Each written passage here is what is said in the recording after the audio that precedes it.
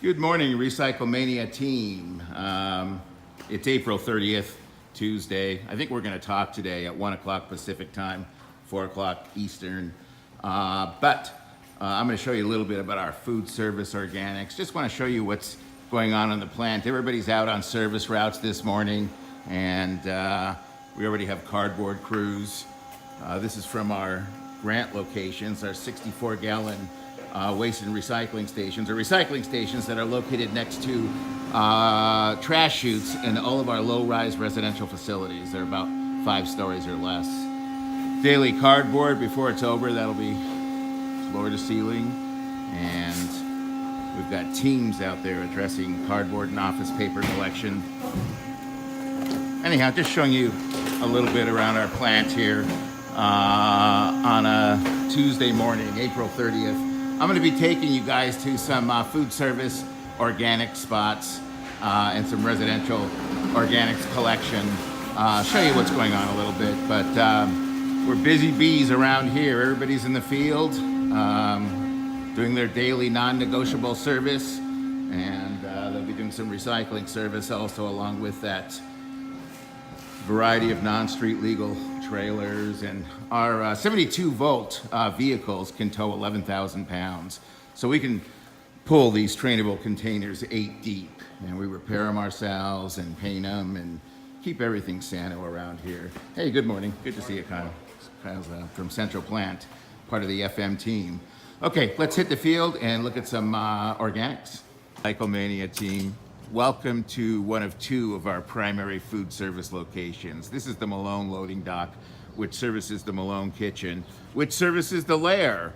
And we produce so little waste here. We've only got a 10-yard compactor, and we have daily cardboard collection in these 8 yards of capacity in these 2 4-yard containers. We're collecting not only office paper and cardboard here, but also the tin and steel cans that they produce. But what we're here to see is International Waste Products. They are working with LMU on an experimental livestock supplement feed program using pre- and post-consumer dehydrated food waste. And this food waste has been homogenized at high temperatures in our SOMAT machines, and we probably produce in excess of 3,500 pounds of this, but we conservatively called it 1,450 pounds a week, when really the number, like I said, is probably more like 3,500 and or 4,000 pounds. And that is not taking it from the front end. Our SOMAT machines, which I'll show you, reduce waste or reduce the volume of food 9 to 1 by removing all the liquid. So when we take material from the kitchen, it's reduced in volume 90% by these 2 machines, SOMAT dehydrators, that we have right here next to our compactor at the Malone Food Service loading dock. So this one's ready to be loaded and unloaded, and both of them are. So we've even got more material coming out of our SOMAT machines, which are about 6 years old. This is what it looks like before it goes in. You can see it's really heavy. These are over 400 pounds when we weighed them this summer. Anyhow, these 2 SOMAT machines, we have them at both of our primary food service kitchens, here at the Malone Food Service kitchen, which is the lair, and in University Hall at our Roski dining facility. And we're dehydrating all of our food waste. And like I said, it's from this one location, it's probably 3,500, 4,000 pounds a week. 9 times that before it goes into the SOMAT, but we've taken real conservative numbers here because it's an experimental program, and we've only been doing it for about 3 or 4 years now, and the results are good. It looks like they can use pre- and post-consumer dehydrated homogenized food waste as a livestock supplement. Anyhow, I think our crew is approaching to come and get this cardboard, and we're going to go over to our residential facilities here on April 30th, Tuesday. Thanks for your patience, RecycleMania team.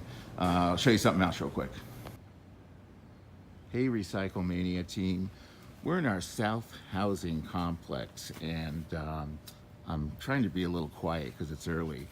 You can see we have waste and recycling stations here, but this is one of the locations where we still have the old 98-gallon roll carts. And they look horrible. We're really trying to transition. This is probably one of the last spots on campus where we're still using the roll carts in force. But they were just replaced. So not a whole lot of recyclables in there. But here's one of our compost collection spots. And we're collecting pre and post consumer food waste from student individual kitchens in the apartments. And this stuff is run through the SOMAT machine also.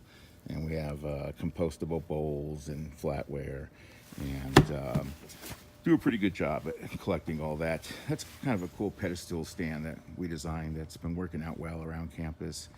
In any event, this is what our residential compost collection site looks like. It too goes through the SOMAT machine and ends up with the IWP food. And then we've been working, or Sodexo, LMU has been working with homeless shelters and trying to get all their baked foods there on a daily basis. And some are picked up and some are delivered locally. But all pre-consumer baked goods are now finding a home on a daily basis. And that's the donations to people part of our organics program.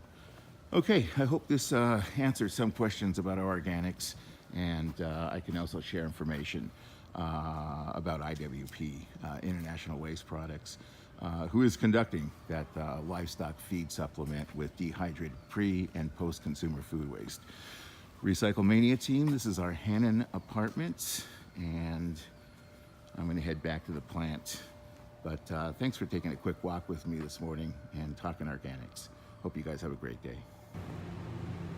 Hey RecycleMania team, inside this big metal cabinet are 2 tanks, and these tanks pump cooking oil into this kitchen.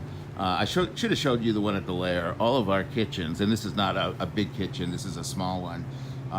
This is our Habit. We have a Habit on campus, which is a West Coast burger chain. Anyhow, this is the bio grease that's collected by Baker Commodities, and it's really only done about 3 times a year, once during RecycleMania, and we're able to reap the credit for that. But we have 6 of these around campus at different food service venues, and they pump new grease into the kitchen, and they collect the old grease so it can be recycled. Over here we have another SOMAT machine, and this is where the residential food waste goes, and this one looks like it has about 20 more minutes left on the cycle. But this is where the residential food waste that we're collecting is going right now, as well as the food waste from the Habit, which is a smaller dining venue here at LMU. Okay, well, thanks a lot, RecycleMania team. Again, just covering some of the biofuels and organics processing here at Loyola Marymount University. Good morning.